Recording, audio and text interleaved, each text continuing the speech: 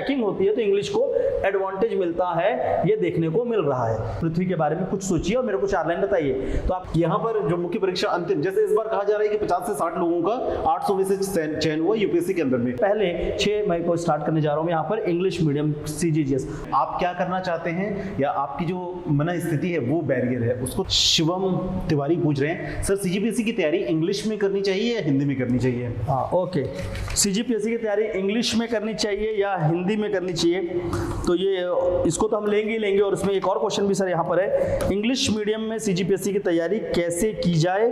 Sir आधारभूत source material नहीं है, मतलब मटेरियल कोर्स मटेरियल नहीं है, और जो भी किताबें हैं हिंदी पे हैं और इंग्लिश की कोई ऑथेंटिक सोर्स नहीं मिलती। ओके, तो ये भी एक प्रश्न यहाँ पर है कि इंग्लिश में करें या हिंदी में। ये अफवाहों के बाजार में बहुत सारी अफवाहें फैलती हैं, ठीक है। जब तक आप व्यक्तिगत रूप से चीज़ों को अनुभव नहीं करते तब तक चीज़ों पे भरोसा नहीं करना चाहिए।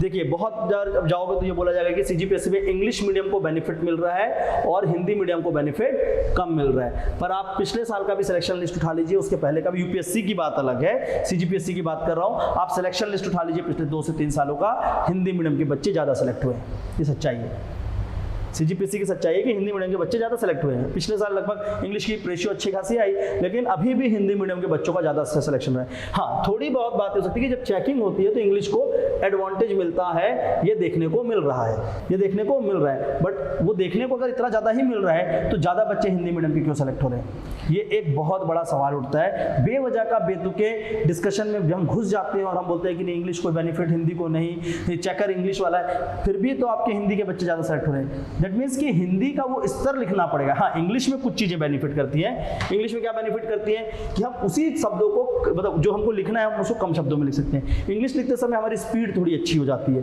ठीक है, थोड़ी स्पीड हमारी ज़्यादा होती है इंग्लिश में, और दूसरा हम उसको थोड़ा कंसाइज करके लिख सकते हैं, कम शब्दों में लिख सकते हैं। ये हमको एक बेनिफिट है। बट अभी ये मत रखिए कि हिंदी में करूँ या इंग्लिश में करूँ। मैं ये बोलता हूँ कि बेस्ट है, सर एक सेकेंड बस, बेस्ट ये है जिसमें आपने अपनी प्रारंभिक शिक्षा की है, स्कूल एजुकेशन पहला। दूसरी बात, जिसमें आपको थॉट्स आते हैं, विचार अगर आपका हिंदी में आता है ना तो हिंदी में पढ़ो, क्योंकि फिर वो लिखना हिंदी पड़ेगा।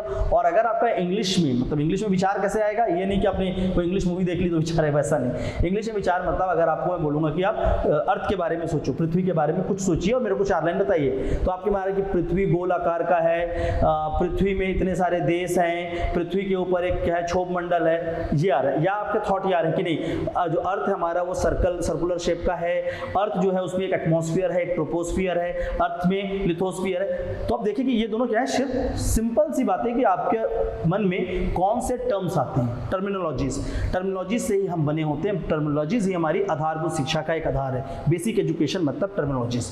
तो हमने वो टर्मिनोलॉजीज जिसमें पढ़ा है हम उसमें अपने आप को ज़्यादा कंफर्टेबल पाएंगे, ठीक है। तो अपने आप को मोल्ड नहीं करिए। अगर आपने इंग्लिश में पढ़ा है, स्कूल आपका कॉलेज इंग्लिश में है और आपको सच में इंग्लिश में ही कंटेंट में है तो आप इंग्लिश में रहिए, और अगर आपका हिंदी में है तो फिर आप हिंदी में रहिए, इसमें कोई समस्या नहीं। और सीजीपीएससी में बहुत बड़ी चीज़ है, सातों के सातों पेपर को आप किसी को हिंदी, किसी को इंग्लिश, किसी को हिंदी, किसी को इंग्लिश में लिख सकते हैं। इकलौता एग्जाम है पूरे के पूरे देश में कि जहाँ पर हिंदी इंग्लिश दोनों में पेपर लिख सकते हैं। बट फिर भी मैं बोलूँगा कि नहीं, इतना ज़्यादा आपको डुअलिटी नहीं लाना है, केवल और केवल पहले आप अपने बेसिक टर्मिनोलॉजीज को सीखिए। जी सर। देखिए इस पे मैं कुछ, जैसे आपको रिजल्ट दिखाई देता है कुछ आंकड़ों से, सर ने जो बोला कि यूपीएससी में क्यों इंग्लिश मीडियम और सीजीपीएससी में क्यों हिंदी मीडियम।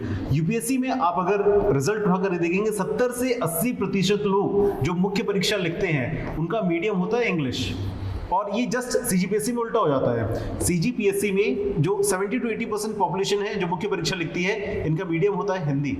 अब आप देखो मुख्य परीक्षा लिखने वाले जो लोग हैं, मेंस लिखने वाले जो लोग हैं, उनकी अगर संख्या हिंदी में ज्यादा है तो ऑब्वियसली फाइनल रिजल्ट में इंपैक्ट करेगा। सेम यहाँ पे है, यहाँ पर जो मुख्य परीक्षा अंतिम, जैसे इस बार कहा जा रहा है कि 50 से 60 लोगों का 800 में से चयन हुआ यूपीएससी के अंदर में। वो इसलिए क्योंकि मुख्य परीक्षा जो 10,000 लोगों ने लिखा था उसमें 7 से 8,000 लोग तो इंग्लिश मीडियम में लिख रहे थे।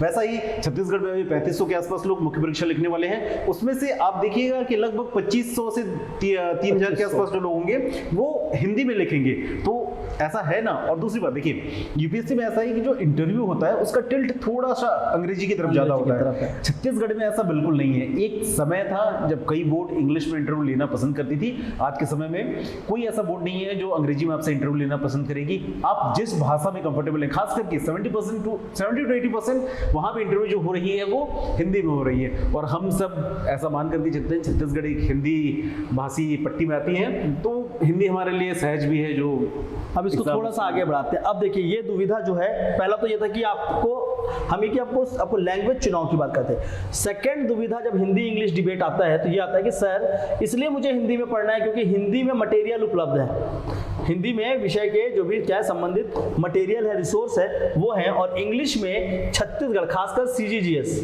इंडिया का तो ठीक है, सीजीजीएस जो है उसके लिए कोई भी मटेरियल अवेलेबल नहीं है। तो इसलिए ये होता है कि सर कि हम इसको जब पढ़ते हैं तो यहाँ दिक्कत आता है। दूसरी बात, छत्तीसगढ़ में जो कोचिंग है, ये कोचिंग सिस्टम तो थोड़ा सा मुझे गलत आइडिया पे बेस्ड लगता है। जब वो बोलते हैं कि हम बाइलिंगुअल पढ़ाते हैं, पता नहीं क्या होता है ये बाइलिंगुअल, ठीक है, बाइलिंगुअल मजबूरी है बाइलिंगुअल पढ़ाना, नहीं आप समय दीजिए, दोनों बच्चों को अदर पढ़ाइए जो सेपरेट होना चाहिए, ठीक है। तो बाइलिंगुअलिटी के चक्कर में ना तो आप हिंदी के रहते ना इंग्लिश के, आप बीच की मझधार में फंसे रहते हैं। बेटर है कि आप एक मझधार को पकड़े और ज्यादा अच्छे से समझ पाए। तो देखिए अब अगर चुनाव का आधार ये बन रहा है कि सर बाइलिंगुअल स्टडीज करनी पड़ती है, दूसरी बात जो टीचर है वो हिंदी में पढ़ाता है इंग्लिश बोलकर, तो फिर बात अलग है कि यहाँ पर आप गलत जगह पे फंस चुके हैं। टीचर हिंदी में पढ़ा रहा है, बाइलिंगुअल बोलकर इंग्लिश बोल ही नहीं रहे, आप गलत जगह में फंस चुके हैं। इसको एक्सेप्ट कर लीजिए, जितनी जल्दी अपनी गलती सुधारेंगे उतना ज्यादा आपको बेनिफिट मिलेगा अगर आप इंग्लिश मीडियम के स्टूडेंट है। दूसरी बात, ये मटेरियल क्रंच है कि सर इंग्लिश में ये मटेरियल नहीं है, वो नहीं है, तो ये सब चीज़ों को देखते हुए मैं आपको यही बोलूँगा कि इसलिए आप इंग्लिश का चुनाव नहीं कर रहे हैं क्योंकि मटेरियल नहीं है, तो ये गलत आइडिया है। इसलिए आप इंग्लिश का चुनाव नहीं कर रहे हैं कि यहाँ जो लोग हैं वो पढ़ा रहे हैं बाइलिंगुअल और वहाँ से हिंदी मिलता है, तो सर हिंदी में ही अब पढ़ लिया हूँ तो कैसे करूँ, इंग्लिश नहीं पढ़ पाऊँगा, तो भी ये क्या है, गलत। क्योंकि आप अपना जो बेस है जिसमें आप कंफर्टेबल हो, आपने उसको त्यागा है, और उसको त्यागने से क्या होगा, दुविधा होगी, तो उससे प्रॉब्लम होगी। ओके, तो इस चीज़ों के लिए एक सॉल्यूशन भी बता देता हूँ और सर भी उस पर ब्रीफ कर देंगे। तो उसका एक कंप्लीट सॉल्यूशन मैं खुद आप लोगों के लिए यहाँ पर लेकर आ रहा हूँ, ठीक है। 6 मई को मैं खुद स्टार्ट करने जा रहा हूँ, सर डेट आप मेंशन कर देंगे, 6 मई को हमारा यहाँ पर कुछ प्रोग्राम्स स्टार्ट हो रहे हैं जहाँ पर हम आपकी प्रॉब्लम को रिजॉल्व डेफिनेटली करेंगे। तो पहला तो उसको आएगा सीजीजीएस छत्तीसगढ़ की general studies complete English medium separate batch, ठीक है। वो इंग्लिश मीडियम के लिए एक सेपरेट बैच होगा। किसी भी जगह पे आपको वहाँ पर हिंदी के संबंधित कंटेंट से परेशान नहीं होना पड़ेगा।